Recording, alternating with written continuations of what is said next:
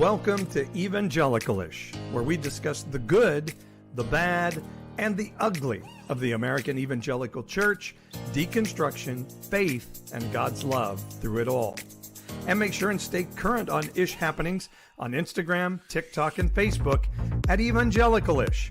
That's evangelical with an ish. Now to Paul, Jeremy, and April on this episode of Evangelical-ish.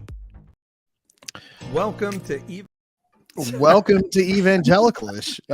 It's so good to see everybody tonight. So you guys are already in the live chat, having some conversations. So we're super glad for that. Good to see everybody tonight. I'm Jeremy. I'm April. I'm Paul. And I am Janice. Janice. Janice. Janice We in the decided, yeah. So Janice is just co-hosting with us tonight. Because Janice lives here now. So so we will just never let her decided- go away again. Never.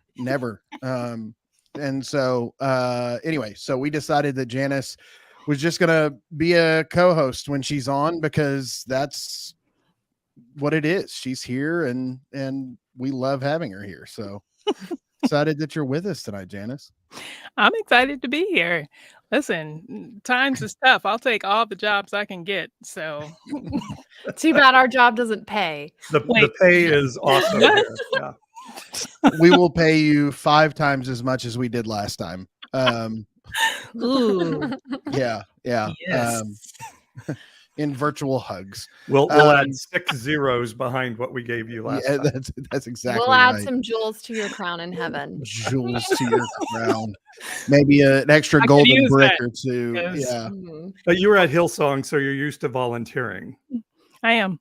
And being voluntold, right? So I By feel the right way, at home. Right at home. Your boy's been real quiet since he's been in Oklahoma. So I don't know. Is he still alive over there, or what's going on? You gotta get a hold of your little brother and find out what's happening. First of all, Oklahoma, that's your boy. Mhm. I specifically remember handing over the keys, the papers. That's all you. But actually, I was thinking about him earlier today, and I was like, we haven't heard anything from him. I Yeah. wonder what And for he's those doing over confused, there. you're talking about Carl Lentz.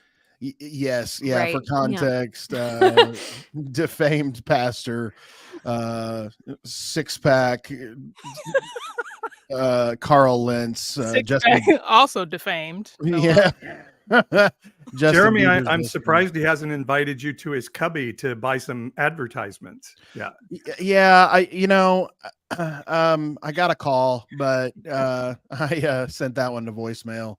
I'll circle back to it when the next documentary comes out. So, I didn't really feel like his redemption tour was the time to get on board with that. So, it is what it is. But man, we're so glad that you're joining us, whether you're here with us live on Wednesday night, which, by the way, follow us on socials, because we do this show live, each and every single one of them. And so if you want to join us live, just follow us on socials, and you can see we typically put out posts and let everybody know, hey, we're going to be live this week. And we would love for you to join us there if you're just listening on podcast. And so, but those of you who are listening on podcasts, we are very thankful for your download and for your time that you spend each week with us. We're grateful for that, as always. And if you haven't joined the Ish community, go to evangelicalish.com. You can join the Ish community, and we will love you forever. And I will take your phone calls, unlike Carl Lentz. So there you By go. the way, we hit a big marker on socials this week. 1,000 members on our private Facebook group. Yes. I watched it switch from 999 to 1,000. That's pretty exciting. And so, yes, there is a private Facebook group with all sorts of good content and chats and just dialogue back and forth. So you can definitely get in there. Do us a favor when you get in, answer the questions. We want to keep the 2 questions. Yeah. I did have to decline a few people because they only answered one, and it was like one word. And just to be extra Yeah. safe, I'm not letting in. Anyway, so I try to remember, like, you can like decline with a message like, please answer both questions. I'm not being rude. Yeah. But Yeah, anyway, if no. you get declined, just resubmit and answer the questions. Yes, Well, absolutely. and they're very invasive questions, like, will you be kind? You know. Yeah. It's how did We- you hear about us, and will you be kind? Will you play nice with others? That is really Mhm. the question that we care about. And really the only reason we do that is just to keep the community safe for everyone in there, because there are some really great conversations that are happening in there, but there are also some very transparent and very vulnerable conversations. And it is private for a reason. Yeah, it's private for a reason. So please answer the questions. If you haven't joined the community already, we would love for you to be a part of that. So I think that's it. Join the Ish community. Yes. Do that. Do that. Speaking of Carl Lentz, this is kind of random and has nothing to do with what we're talking about tonight at all. I don't know if anyone here is part of the Bachelor Nation. I mean, I'm not part of it, but I watch The Bachelor. All But right. there's this guy, Braden, on Bachelor in Paradise right now, who is also on The Bachelorette last season, who reminds me so much of Carl Lentz. Like, he looks like he could be a mega pastor. Anyway, that's only going to mean something if anyone watches that show, which I know someone listening to this podcast or watching right now watches The Bachelor. And now I'm just like hanging myself out to dry, being like the loser that watches The Bachelor. But anyway, I would venture to say it's probably, I don't know, over under like 50% of our listeners that watch The Bachelor. But You do you think- watch The Golden Bachelor, April? yes, I love The Golden Bachelor. I am obsessed. I try to get my mom to go on. I sent in her application Oh, without man. her like behind her back. You did It- not. I 100% did. It's hard to be a Christian, Mm. progressive, single woman. It like as a boomer. Do you know how hard it is to find another Christian boomer who's not a Trumper? Do they Challenging exist? They do, but they're usually like in California, like far away. California. Which is Out why there I with signed her Paul. up for the Golden Bachelor, but she didn't make it. But that's okay. Oh man. Just ask your Oklahoma school superintendent. You know, Yeah, he China, is- China, and California. You know, those are the places he hates. because they're the exact same in his mind. Mm. Those two places are the same place, and really, honestly, probably couldn't pick either out on a map. So Mm. Bless their hearts. Speaking of It- blessing hearts, oh, what a next week transition! we'll be blessing turkeys in the name of Jesus. Bless this turkey to our body because Thanksgiving is coming up and there are probably family gatherings happening all over the country that many people are dreading very heavily. Maybe some people are excited.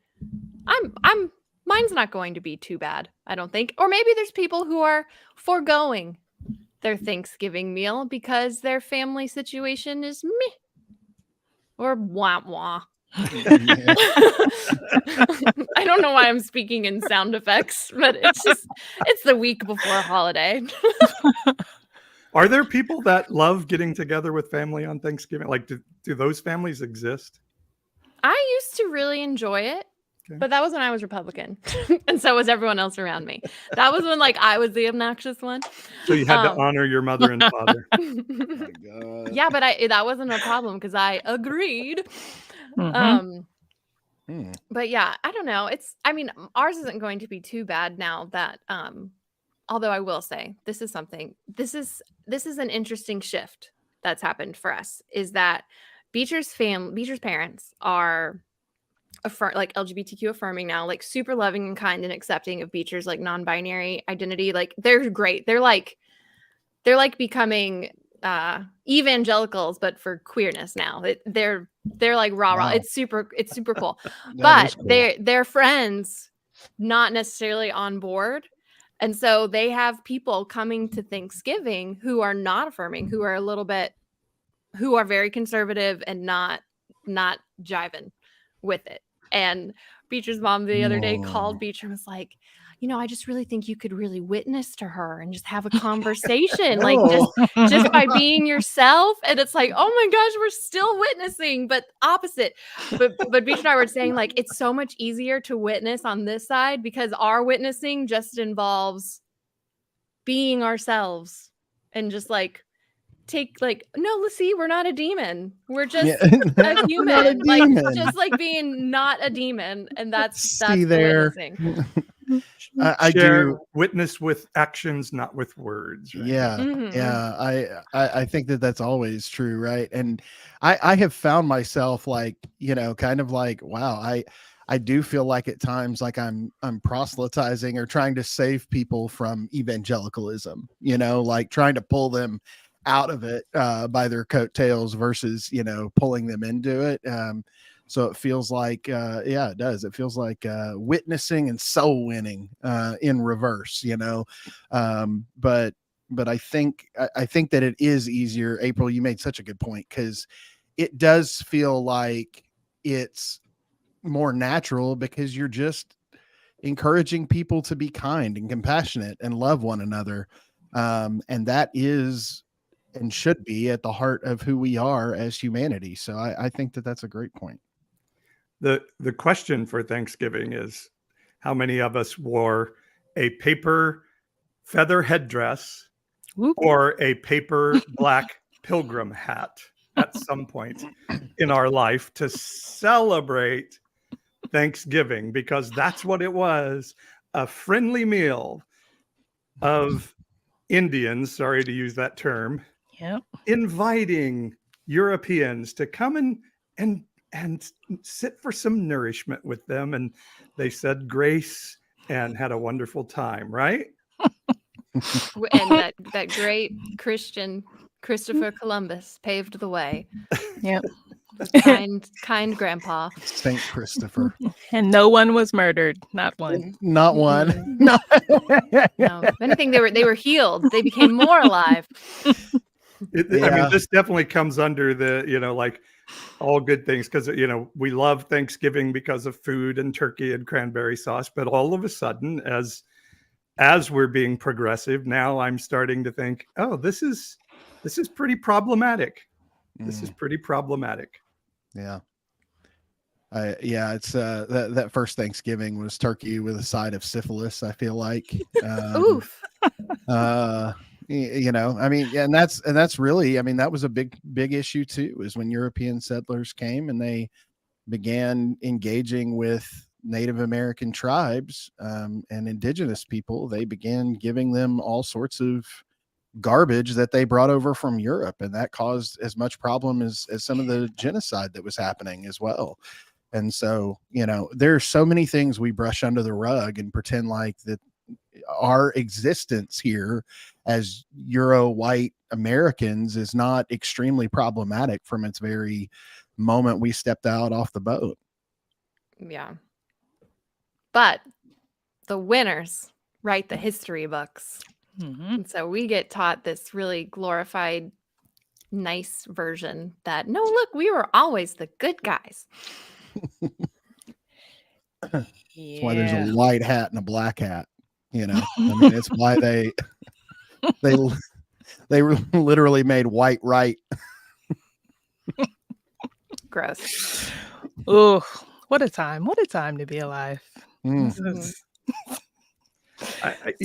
I did some reading on the history of Thanksgiving this week, dangerously so. And one thing I was not aware of is that the tribe, and I can't pronounce the name of it, that interacted with white people on what we now call the first Thanksgiving in New England, was actually a tribe trying to build a military alliance with white people against another tribe. But that tribe, according to the Smithsonian history I read today, had interacted with white Europeans for about 100 years before the Pilgrims came to Plymouth Rock. Some of that tribe had been to Europe. They had English speakers in the tribe. And so I didn't realize there was already a history, and already the indigenous people were very worried about Europeans and what they were doing, even at that Thanksgiving. And then Thanksgiving was ultimately a myth made up by New England to produce tourism, and because they were concerned how many Catholics and Jews were now having influence in the country. So they had to build this Protestant myth of Thanksgiving. Well, Wow. you know, indigenous folks were already deporting goods from what would later become the United States, and so tobacco, tea, things of that nature that eventually, you know, we hear about how wonderful men like George Washington were because they, you know, created these large plantations with, clearly fair wages and all of those things. But that was, so indigenous people were already farming the land and selling those things to other countries overseas. And so not only did we make a physical impact on them, but we also made a very heavy financial impact, because it was like, here, we'll share turkey with you if you show us how your business works. And then by that point, it was like, you know, colonial people, colonizers, began taking that business away from native tribes. Yeah. And now we all eat Thanksgiving around a meal and don't talk about it, usually. Janice, what does Thanksgiving look like for you? Ooh, so I'm from California, and all my family is still in California, and I'm not going to California for the holidays. So my Thanksgiving will be Friendsgiving this Saturday. Nice. And we're trying something new. So it's like Secret Santa. So there's 5 of us. So we each got the name of someone, but we're doing what I'm calling a family funeral. So like a big family funeral, which sounds dark. But the thing, like, the world is on fire, guys, and I need to know more about this. life is chaotic, and it's too short. And you know, tomorrow's not guaranteed, right? And so I don't know why we're thinking about death so often, but thinking about death, and I think about death a lot. And just this idea that, like, funerals are great, but like the person that they're for, they never get to hear like what people think of them. Like we don't tell people enough, you know, just what we think and like what we saw as the highlights, and just, you know, what we're gonna miss about this person, what we love, what we appreciate.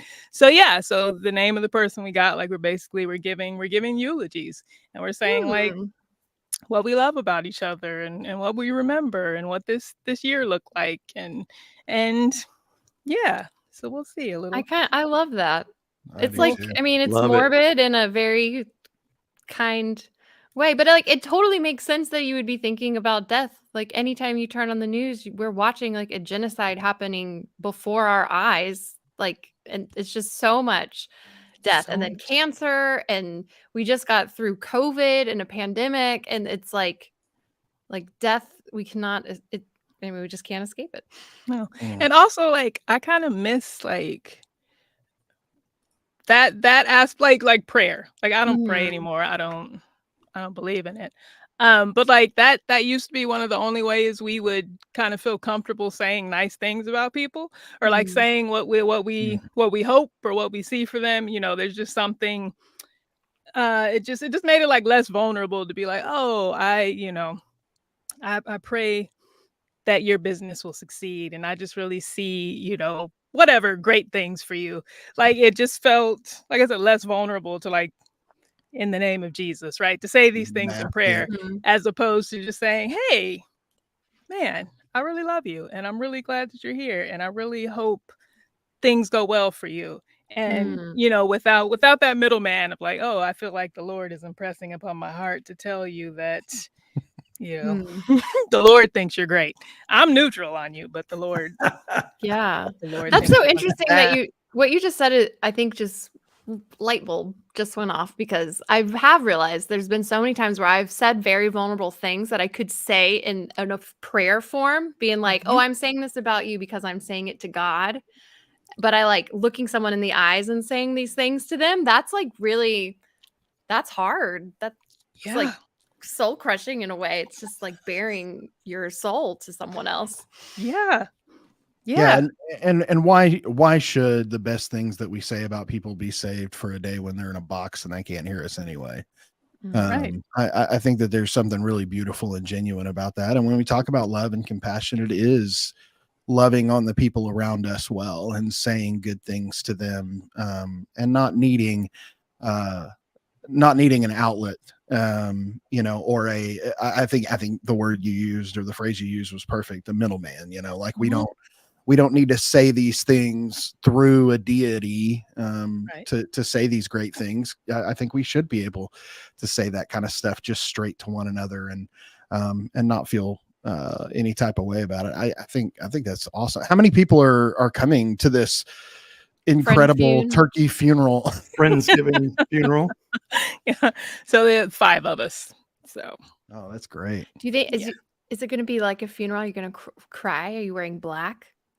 We're not wearing black. I think we're supposed to be like dressing up as TV characters. One of my friends put that out. I don't know if we're actually doing that.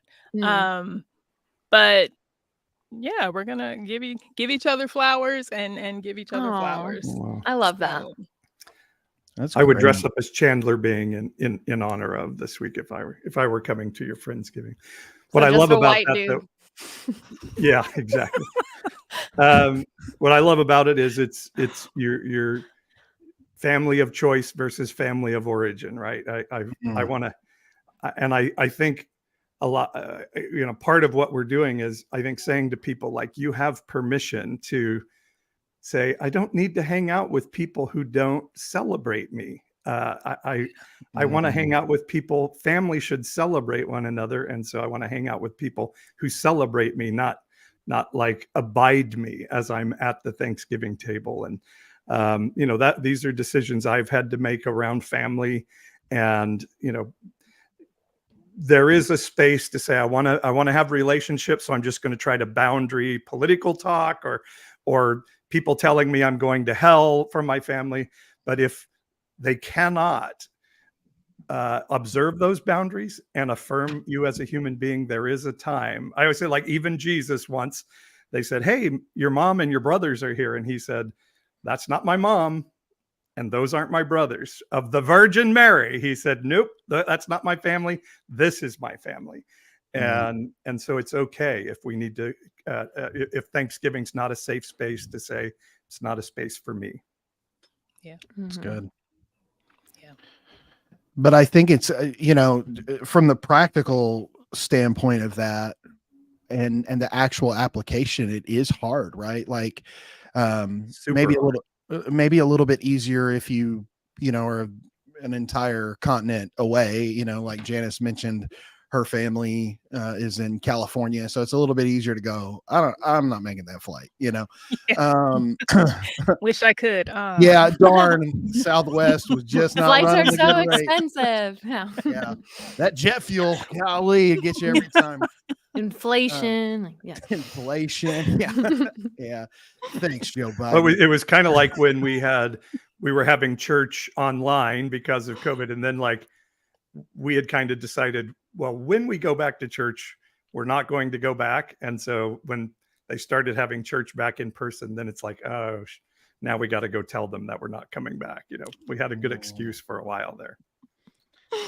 Yeah, and I think it is really hard to put that into actual practice. Like it feels good and it sounds good. Yeah, and John in the chat saying, boundaries are important, and that is something that's so crucial to us as individuals and our mental health. And Paul, you said it exactly right. Jesus set really good boundaries and made clarity on how we have chosen family and all of those kinds of things. Like I believe in all of that. But to actually go about that process of doing it is so challenging, because I think that as much as we want to set those good boundaries and separate ourselves in that way, it's so hard to like buck the system in a sense, right? Mm-hmm. You feel like a bad person. Yeah, you're indoctrinated with it, just like with everything else that kind of comes in that life. It's an expectation. It's a, it's a family requirement kind of. And so we are going to sit around this table and be thankful, dadgummit, that's what we're going to do.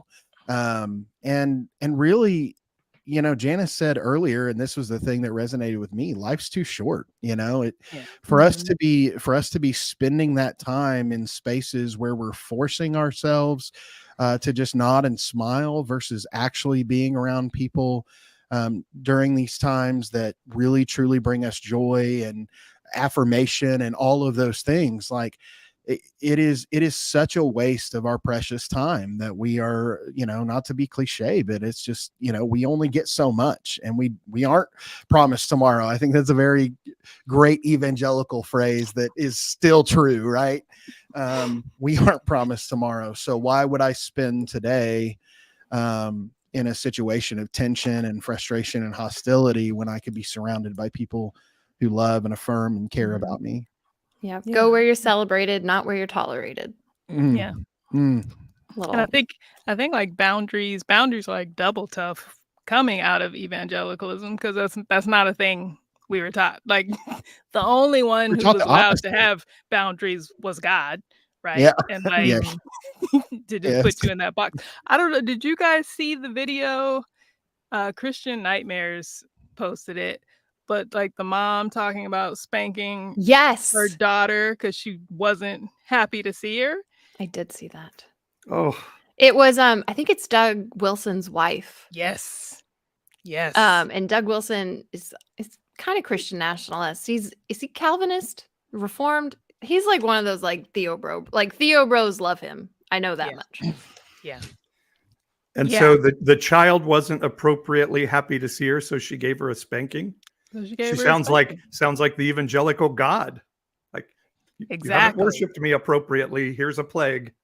Exactly. But I'm a good father. So it's who you are. Say it again.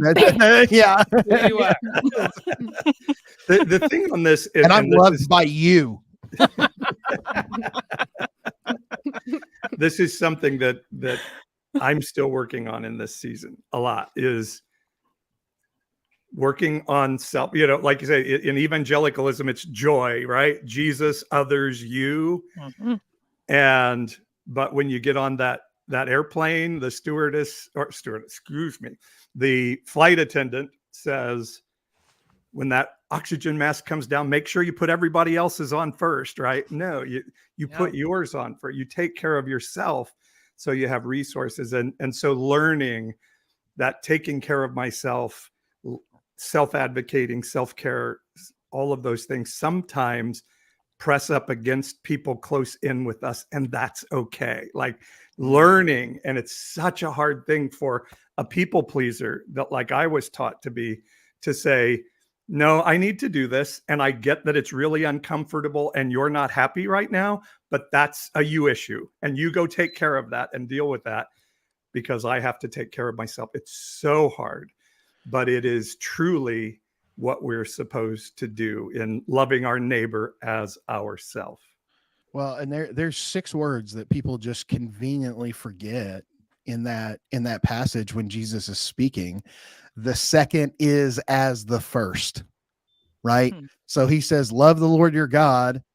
And the second is as the first, love your neighbor as yourself. Mm-hmm. So those 3 things are on a plane together. Like it's not, there was no hierarchy created in that statement by Jesus when he gave us the greatest commandments.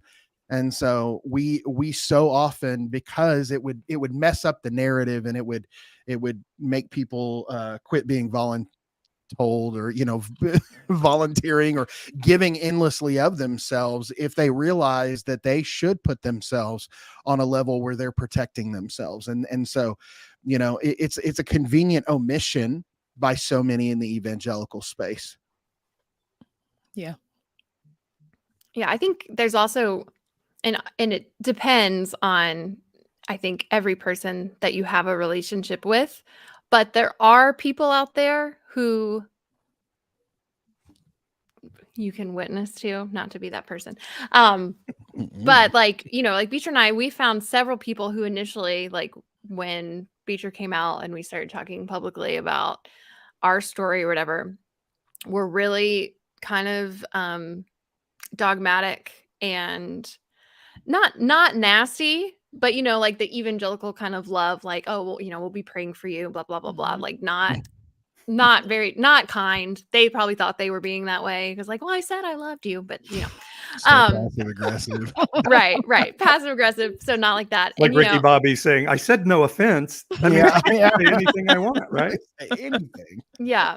So like we kind of wrote a lot of people off initially just to like save our own peace. Like we just didn't have the energy and like totally get that. But there's been like it's rare. There's been a couple times where they've actually like wanted to have a conversation with Beecher or with I. And when we talk to them, they actually like, I wouldn't say like they changed their mind completely, but their perspective changed and then led them down a road to where like now they're affirming. And so there's like I don't know, like, yes, boundaries for sure, but there's also, and obviously you're going to know the people better if you need to cut them out or not. But I also think there are some people out there who will change. They just need, like, if they're in a relationship with that person and actually like can hear another perspective or hear another side, and I think the biggest, this sounds really cringy and kind of gross to say, but like the biggest persuasion is just seeing the fact that like Beecher and I, like, we still have a healthy marriage. Like we're still together. We are happy. And we're living in this like queer relationship that honestly the church doesn't really know what to do with, because they're like, okay, well, technically like the gender. Wait, what finger motions are you making there? We're not going with, I'm not. There were no finger motions. They were all off the screen. Like I see the stupid tweets. They're so dumb. Like on one hand, they're like, you're not actually married because you're gay. I'm like, gender and sexuality are two different things. And they're like, well, you should get divorced. I'm like, which is it? Also, doesn't God condemn divorce? Like, blah, blah, blah. Anyway, all that to say is I do think there are times where it's good to try to bring people along with us. Yeah, and I think that you get the vibe, from just their conversations and from, kind of their first initial reactions to when you're sharing something of such, deep, impactful difference in your life. And but I think it goes back to what we were saying earlier about like, kind of proselytizing to bring people out of evangelicalism, right? Like it's this thing of like, I'm going to invest this time to explain to you why, like for you, April, why I love my spouse very much. And this marriage may look different from yours, but here's why. And this is why our marriage works and why we love our kids well together and all of those things. And, it's just really hard. That was the thing that tipped me into being affirming. Was I made a bunch of lesbian friends, to be just blunt, and their marriages were incredible. Like there was one couple whose relationship helped save mine, because the way that they loved each other and the way that they loved their family and the way that they dealt with the stress and the ups and the downs and they had what we would consider a very biblical, very sound, Jesus-centered marriage, all these things that we say, but just because they were the same gender, they were crucified by the church. And so it was a huge piece that changed my heart, because I saw it in relationship with people. And so there's got to be a challenge for us to be able to still stand for the things that we believe in adamantly, but to also have those good conversations and have good grace for people who may want to see a better way. Yeah. And we have some same gender couple friends who are excellent parents as well. Yeah. And we have same gender couple friends who are struggling in their marriage because, hey, something to think about. They are human beings. It's yeah, because sometimes I hear like that, queer people are the best at this and that and the other thing. It's like, no, there are nice queer people and there are asshole queer people, just like anybody else. But they are Right. human beings. We are all human beings, and yeah. So we can't make one statement and say all queer people are blank. Yeah. Yeah, well, that's kind of like my friend Janice shared with me this week that the coolest black guy on Capitol Hill right now is Mitt Romney, and so That's not exactly what I said, but I can't 100% deny it, and I'm upset about that now. Not Tim Scott, bless his little heart. Oh, my oh God. no.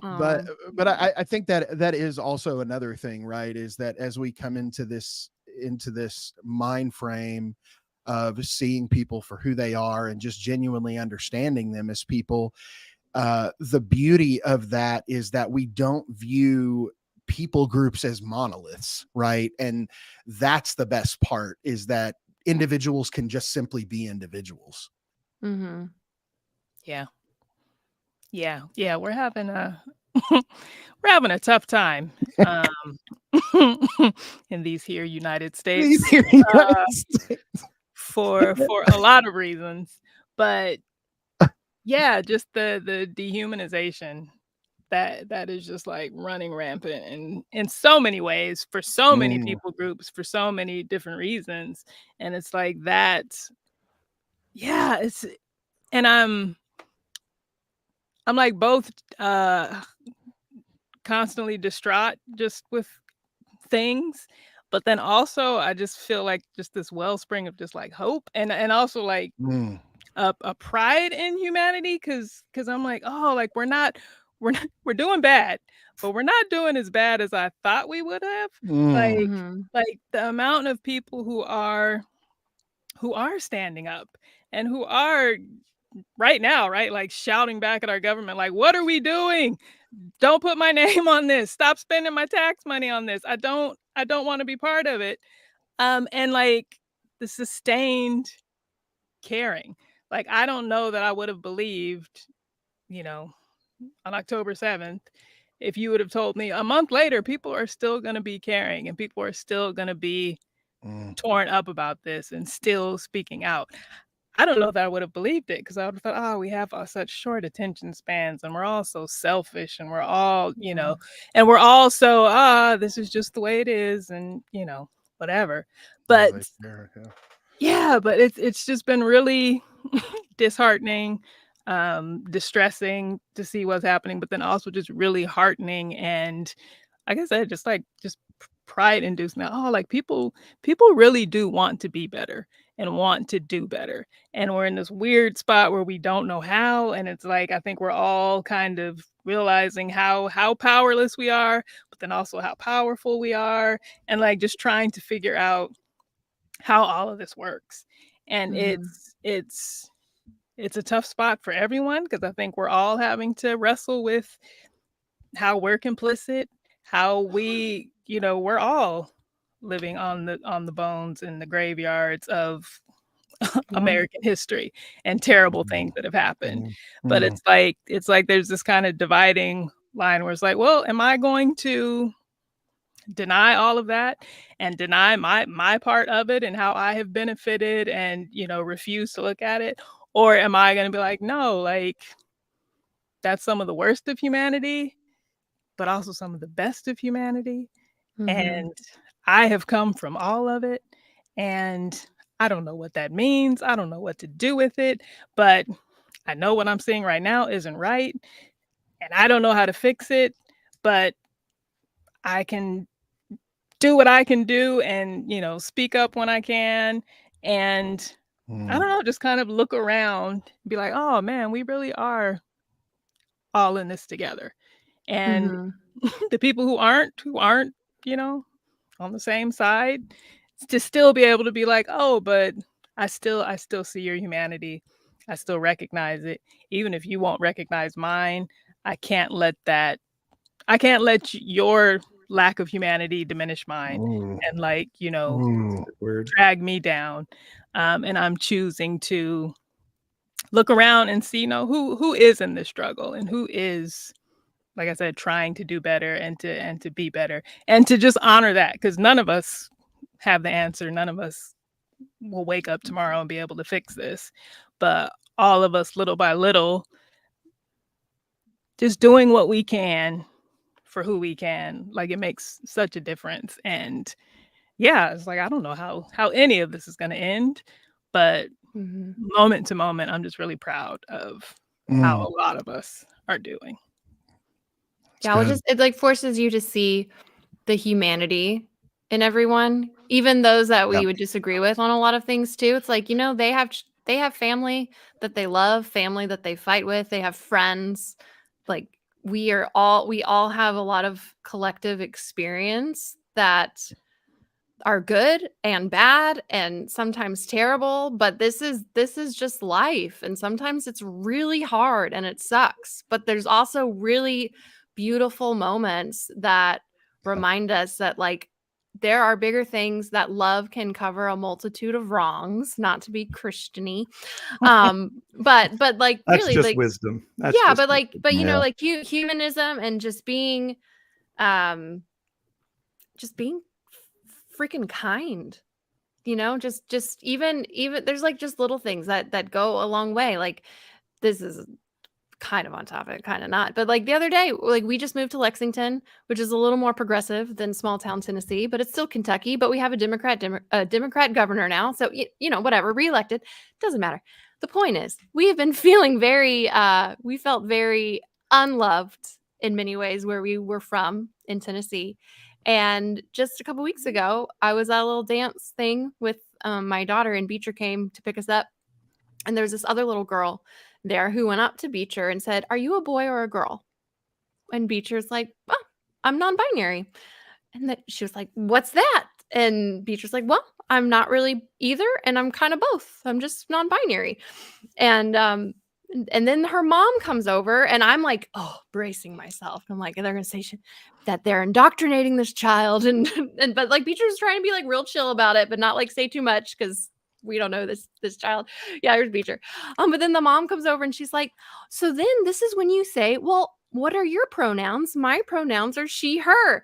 I was just like, like my heart, just like a complete stranger like that. Just I could have just cried, because like, oh, we didn't get slapped and chewed out and told we were going to hell. Like, it was just Wow. like, it was just a very kind, I'm sure for her it's probably very normal, but like, just little things like that can just give me hope in humanity. Like, even with all the crazy, like, GOP anti LGBTQ and just like really hateful, with abortion and all of these things that seem to be going backwards, we're still much more progressed, generally speaking, as a society than we were 10, 20, 30 years ago. Yeah. And some of that is from people like Beecher being brave to be themselves, and more supporting that. I'm finding that it's hard to hate human beings when we sit across the table from each other. And it's part of what the problem with evangelicalism, cutting us off from the evil world out there. We don't get to interact with human beings. And once you start interacting, just like Jeremy's story, it's hard to hate that person that you're like, oh wait, you're human. I'm supposed to hate you, but I'm having a hard time hating you right now. Well, and it's really challenging, right? When it's like, not only are you human, but you're like a good human, like you're somebody I want to spend time with, and Right. they tell me that you're evil. Like, they said you're going to hell, and that I'm standing on a bar stool, and you're trying to pull me down into the mess with everyone else, and it's like, it's not really what it is at all. But I love that story, April, and I appreciate you sharing it in this space for sure. And I think it's a beautiful depiction of exactly what we're talking about here, is that I think in the divide, what we're seeing is people who are being louder for love and kindness and compassion. And so if there's anything good out of some of this malice and hate that we're seeing from especially the radical right, the Trumpers, the whatever, the MAGAites, if there's something good that we're seeing out of it, it is making folks realize that they have to be just as loud from the other side. And so Yeah. I think that there's something really great about that. If I could jump in with something like Janice, I really appreciate you bringing the hope, because I'm struggling with hope right now.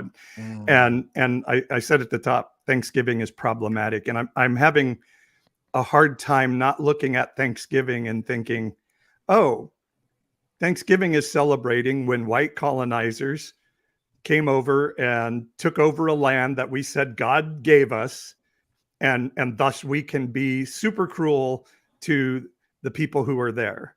And as we're and I know this Middle East thing is fraught with peril. I anti-Semitism is horrifying, and stop it, everybody. But at the same time, it's hard not to look at that situation and say, oh, there's another time when somebody says that land is ours because God gave it to us. And so white Europeans go in and take it from the people living there, saying, well, they didn't do right by having land ownership and stuff. And so it's just, I'm finding Thanksgiving in this season in history really problematic. And it's interesting that social media is allowing us to hear the voices of people in Gaza when Israel isn't cutting off the internet and power, but still to be able to hear what's happening there. It's just, so it's a really tough time for me to have hope as we enter this Thanksgiving holiday season. Well, I think, I don't know, like zooming out and just looking at the past decade, but I don't know, it's like we've been building to this, right? And all of our COVID was one of the first big pieces. I mean, I think it started in 2016 with that election. Like that, just little by little, all of our systems have been shown to be faulty, right? And none of this is new. Like even with Palestine and all of this, like there are people who've been writing books for years. We just haven't been aware. We just haven't been as aware. But it's like all of these things have been building, and I don't know. Like it's just a weird place to be in, again, realizing how powerless we are, how our representative government is not representative at all. It's like how are 70-80% of regular people like ceasefire, and then the government's like, no.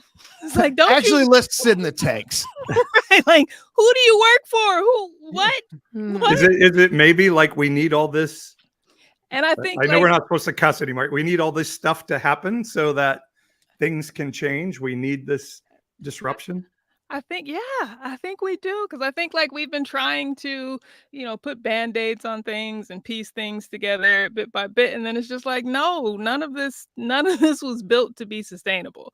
Like it's not. Something has to give, and it may be at the point where like it all has to give kind of all at once. And it's tough, but then like I don't know, I feel a lot of despair, but like for me to feel hopeless, I'm like, how dare you? Honestly, like you're fine. You're okay right now. You don't have the best of anything. You're not even at the top of this social ladder at all. But like there are much worse places and worse things that are happening. And in the scheme of things, like I'm just really, really lucky. And so like I refuse to not be thankful for that.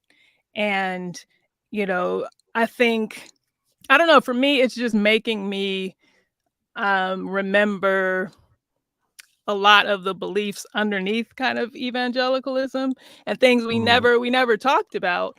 But like the idea, I grew up in the purpose-driven life era, right? Like this idea of we all have there's a purpose and a plan for you.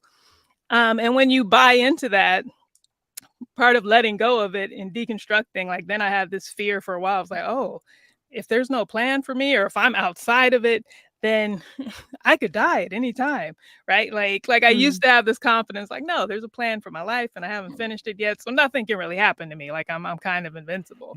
Um, but then what does that say about people in Palestine, right? Like if all of this kind of just destruction can come, did these people, were there not plans for them? Was this the plan for them? And so just realizing like, no, like there's so much creativity and there's so many stories and music and things that we will never have now that have been stolen from the world because these lives have been taken.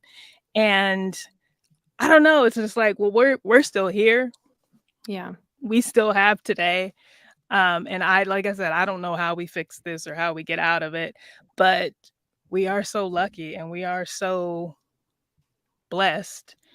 And we have Yeah. to be thankful. And I think part of that thankfulness is doing all we can to be better people, to live Yeah. better lives, and to live our lives, like to be who we are and to go to Thanksgiving or not go to Thanksgiving, but as who we are and Yeah. as God made us, whether other people agree with that or not. Like the world doesn't change and people don't change their minds so often until they have to, until they're Yeah. confronted with, oh, like we've been talking about, oh, I love this person, or I want to love this person, or this is my child and I want to continue to be in relationship with them. So now I got to figure some stuff out because Yeah. my religion is telling me this, but my child is saying this person that I love is saying this. And what do I do? Um, so yeah, I don't know. Like I I, think it's good to wrestle with that hopelessness, to feel it and to have it, but then to also be like, no, like why am I hopeless? Because this matters. I matter. it, Yeah. Everything matters so much. it's the realistic view of the glass is half full, right? Like it's I have 8 ounces of water, like that's what I have. I could have 16, I could have 2, but I have 8, that kind of thing. And I was actually, it's so funny that you mentioned that, Janice, because when you and I chatted the other day, I'm just going to air out our whole conversation apparently, but like when you and I spoke the other day, you say something all the time that I know when you say it, it's just kind of like tongue in cheek or whatever, but like I love it because I said, well, how are things going or whatever, and you said this several times, as good as it can be for a Black woman in America in 2023. Yeah.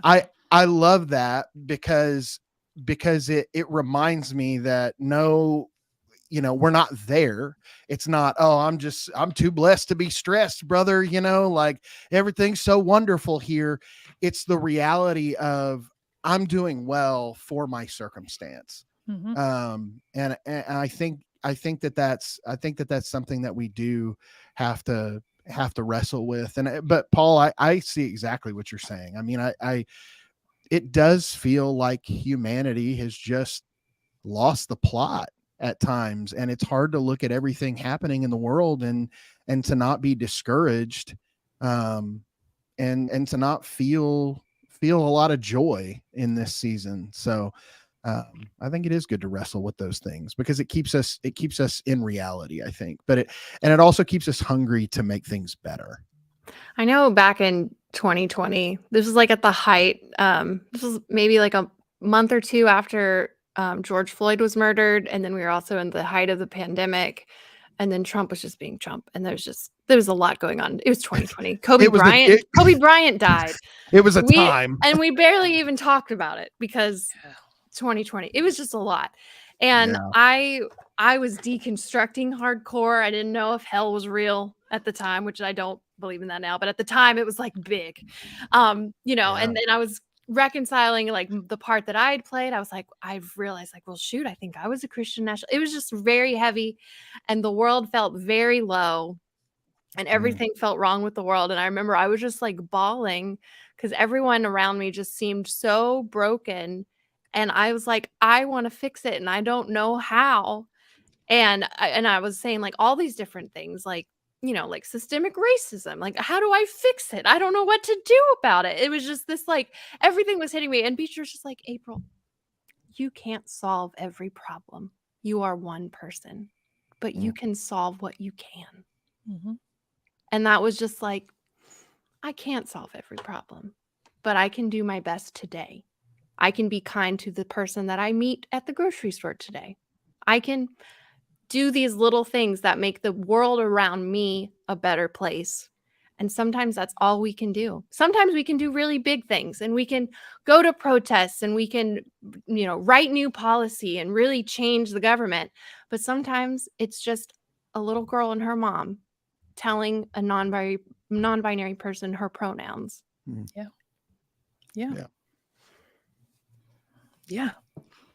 So It always strikes me in these moments, Jeremiah 29:11, everybody's inspiring life verse in the middle of complete sociological collapse, sociological and religious collapse. And even earlier in that chapter, 29:7 says, seek justice for the city where I'm sending you, or seek welfare, because in its welfare, you'll have your welfare. So as they're being taken into captivity into a foreign land, the prophetic message is try to see things go well in your city. Like, don't despise where you're being taken.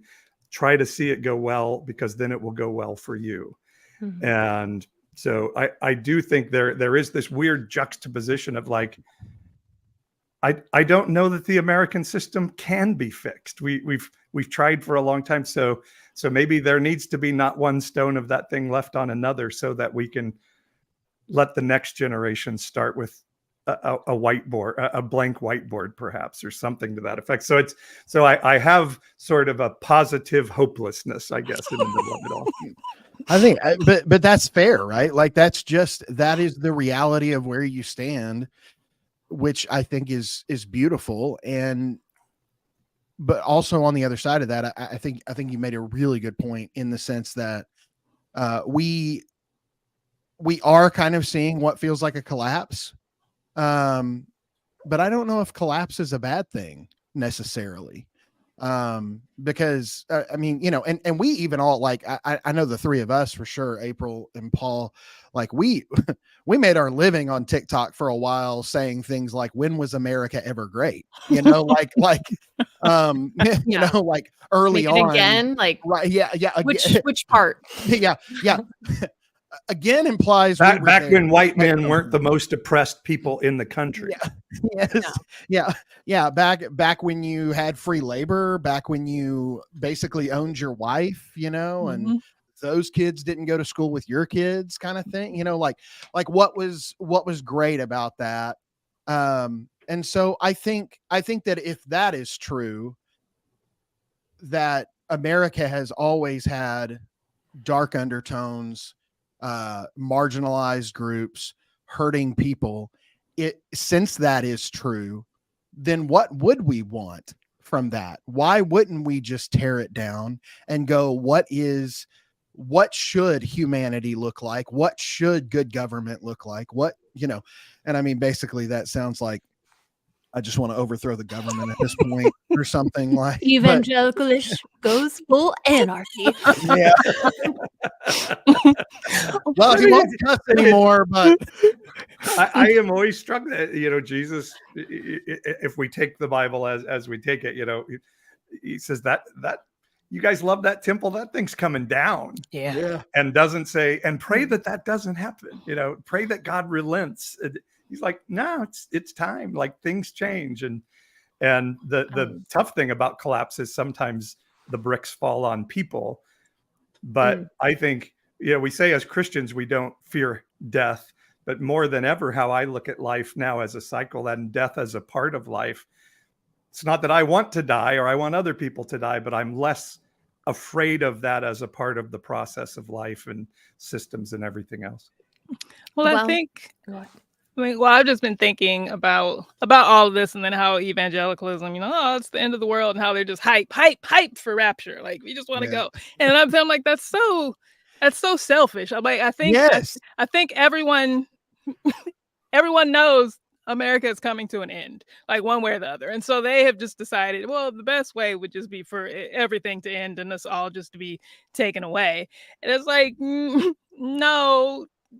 I mean, I thought about it when I was still evangelical, and sometimes I would be like, if sowing and reaping is a real thing, and we believe in that, America has a lot to answer for.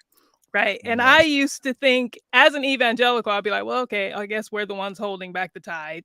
Like we're trying to do good and do better. So we're the ones, yes, keeping America safe. And then I was like, oh no, we're actually kind of the bad guys and I got to get out of here.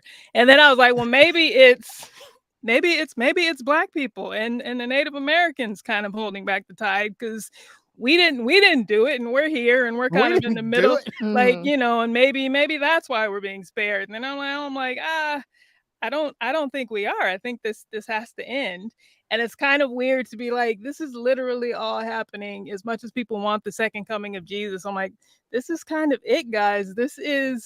He was killed in Palestine by the state. And like, you were all having another opportunity to kind of look, and you're aligning with the state. You're doing the same thing. If Jesus were to be born today, he'd be getting bombed right now. Getting bombed right now. He'd be on his way to Egypt again. Right. And you'd be cheering for it. Like, we're missing the boat. Like, we're failing this test. And like, again. Yeah. And I don't know, like, it has to be not paid for, but it's just like, this is the circle of life, right? And we've seen what happens to empires. We know how we don't know how it ends, but we know how it ends. And it's just like, what do you do? So again, live your life as you. Right. You get love one another. Right. You get one life. You get one. We've had a good run. We've had a run. YOLO. YOLO. We ran. Yeah, we walked some. You know what though? I think I found out earlier this week what God's been doing in all of this. He hasn't been doing nothing. I don't know if you heard, but God's been getting into rap. He's been giving raps, yeah. Great segue. We talked about we were doing this. I know we're going long, but I feel we have to still do it, right? I'm just gonna play this video.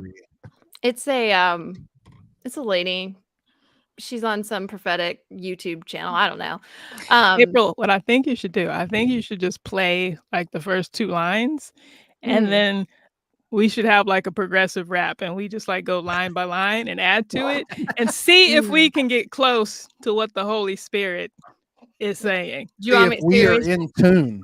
Right. Wait, what if we just guess the next line? Yeah. I mean, I've seen it, so I'll let y'all guess. I have not seen it. So you haven't seen it? No, I have not seen it. Okay, I don't know if I should play the whole thing though, because it's real cringy if you just watch the whole thing together. But then I also like Janice's idea, and we have not talked about this ahead of time, so now I'm very conflicted on what I should do right now. Have you Play seen a little bit of it now, and we can play the whole thing when we're finished with the game. Okay. I love it. Well, she's about to introduce it, guys. So it's so cool. Oftentimes, this is so funny. Why is it not up here? It says it's up here, but it's not up here. Hold on. There it is, but I don't. There you go. Okay. How do I get us to be up there? Can we not also do it? If you hit the one with the 2 people beside it, do you see that one? This one, right? No. No? Oh. There it is. There. Okay, here we go. Oftentimes, this is so funny. God loves to rhyme. I've been prophesying for a long time, but he started rapping or rhyming. Like, so I feel like he's given me a rhyme. So, can I share the rhyme? Please. I was going to say, please share it. Yes. Please. I love it. Yes, please. Okay. So the Lord is saying, the Lord said, I like to rhyme because it's a sign and it is divine. And it says, new season that I'm opening up the new wine. And those who are blind will now see, for this is the hour that I will give them a key. And this is the key to liberty.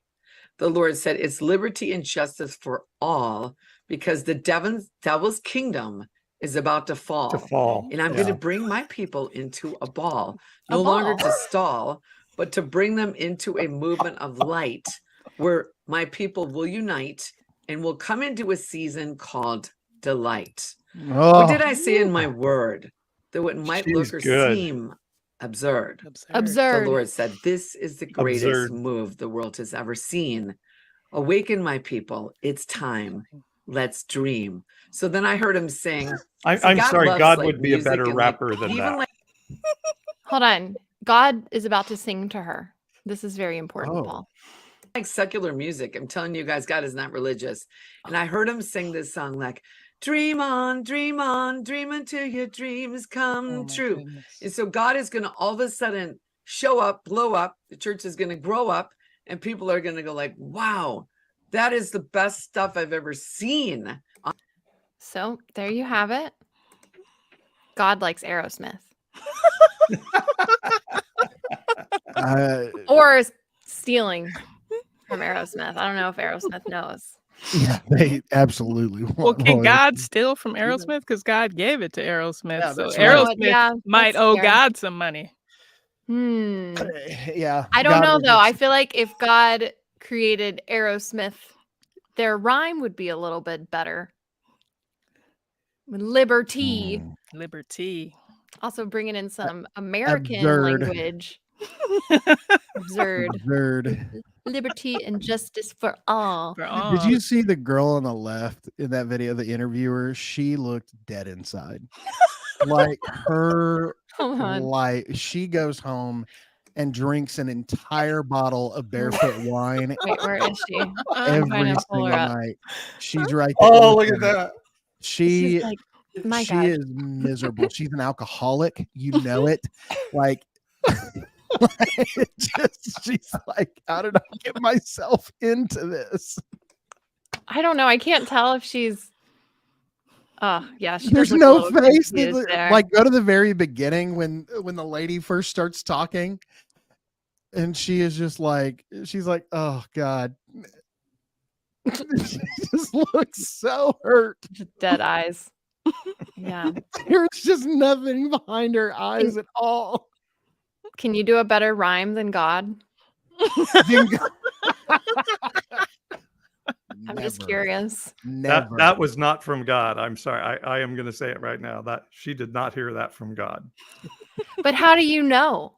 You weren't there in the snow when God came down and said, hi. Yo, you're not by. But I'm going by into the sky because I'm a little Maddie.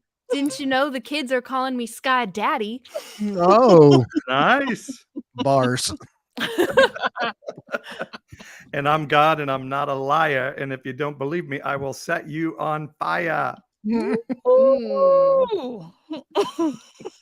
Going to a ball. What does that bring my people into a ball? To a ball. Like she's like a cabal. A round earth or like a fancy ball. I think it's like a gala. A gala light. Into a ball. Oh. But we will praise the Lord far into the night. Ooh.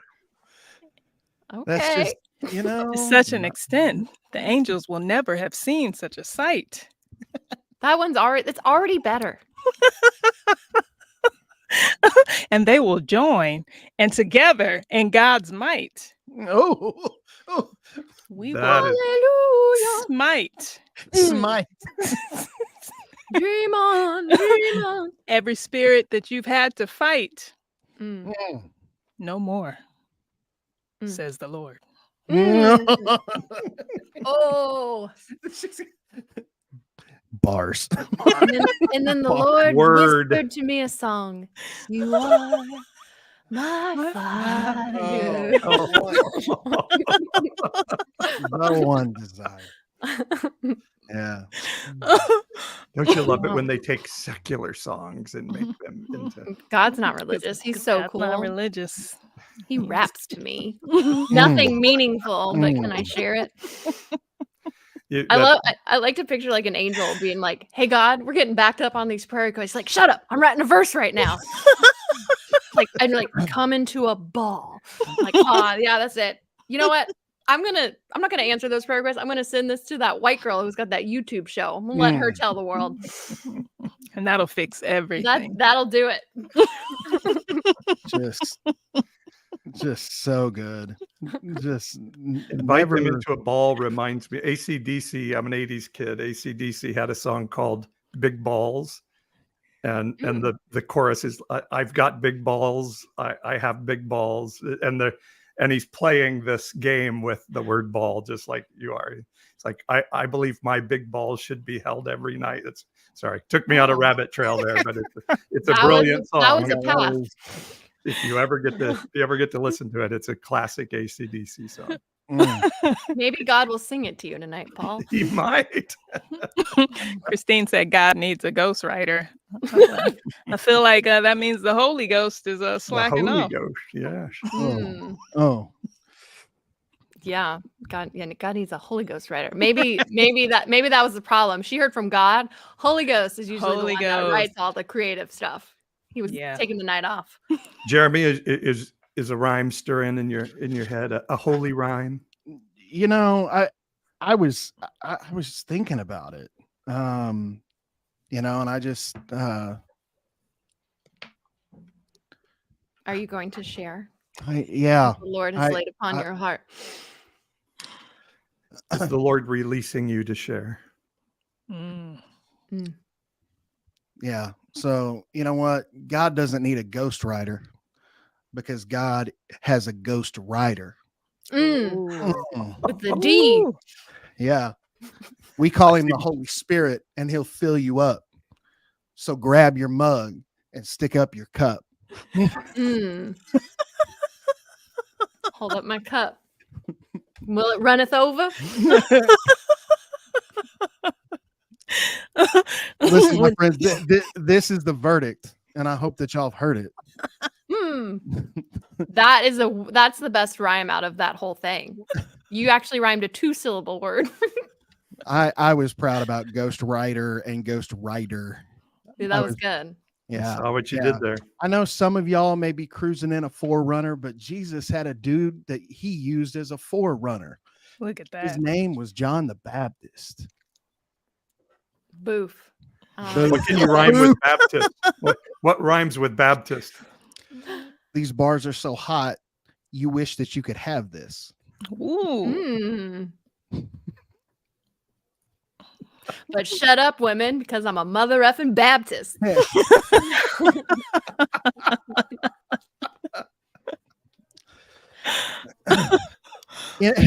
In my Bible is where I keep my nose sticking, but my wife be staying in the kitchen.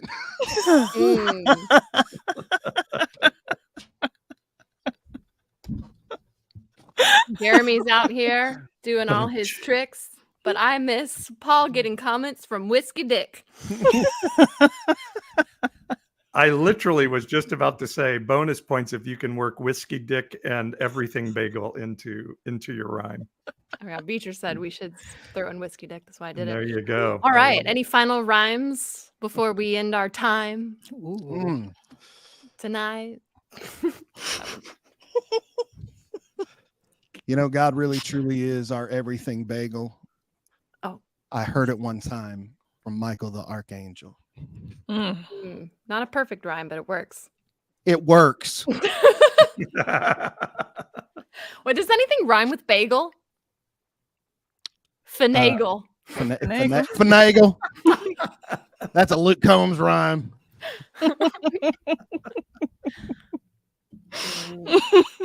Yeah, I don't know. Oh, Jeremy's getting out the guitar. Uh-oh, look out. I just want to, I want to play us out tonight. Thank you all so much for coming and being a part of Evangelicalish. The Lord has moved in such a mighty way, and we just, we want to thank you on this Thanksgiving week. Yeah. Amen. I don't know. Amen. Yeah. Now, hey, thank you so much for hanging out with us tonight.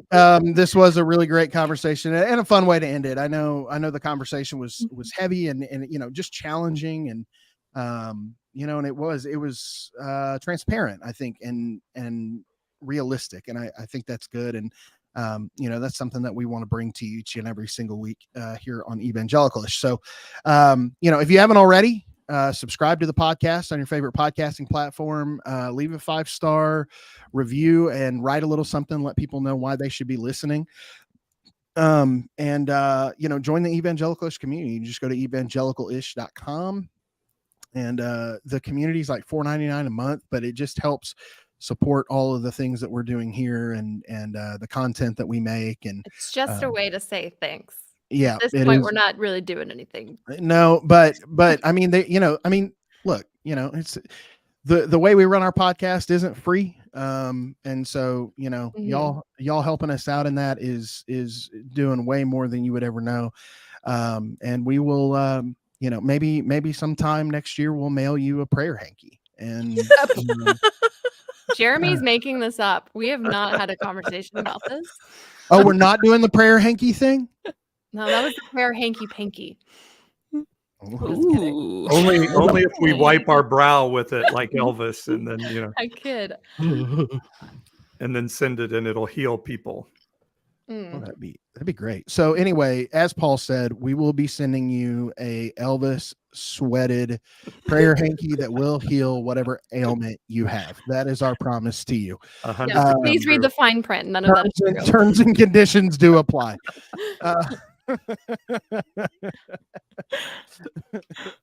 All right. Any last thoughts before we get out of here? Have a great Thanksgiving. Get to living.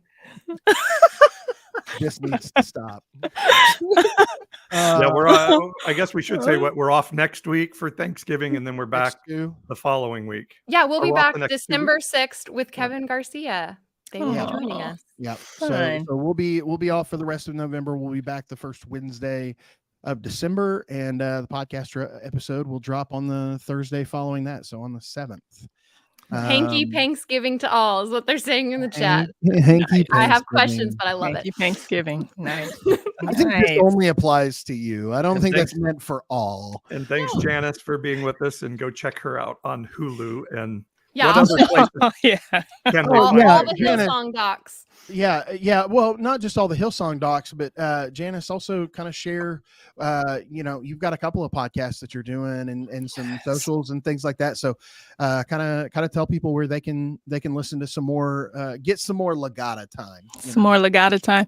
Yeah. So God Is Not Given. That's my main podcast, and that'll actually be back. New season, new format, newness next week. Yeah, 22nd. And then I wanted to just answer some stuff that was way back at the beginning. Yes, I am coming to you from a void. I'm in my little recording studio, so that's what's going on here. And the cat's name is Frida. I've never called her that. It's not technically my cat. It's my roommate's cat, but she adopted me. I just call her Cat and sometimes Potato. So I like that. That's great. That's great. So go follow Janice on all the socials. God Is Not Given on all those platforms, and check out the podcast as well. And then you've got one other podcast too, right? Bad Words. Yes. We're Nice. reading bad Christian books and taking them apart. So we're just about to finish Wild at Heart and Captivating. So it was I remember a twofer. those. Yeah. So. All right. Well, that's very good. Support Janice. She supports Mitt Romney. So now I'm going to have to come back eventually just to explain. Give context. You will definitely come back. I have a feeling. I'm prophesying that. I bet that's a better word from God than the one we just listened to. I can guarantee you that has a better chance of coming to fruition. All right, for April and Paul and Janice, I'm Jeremy. Thank you so much for hanging out with us tonight. Everybody have a wonderful evening, and we will see you in a couple of weeks. Bye.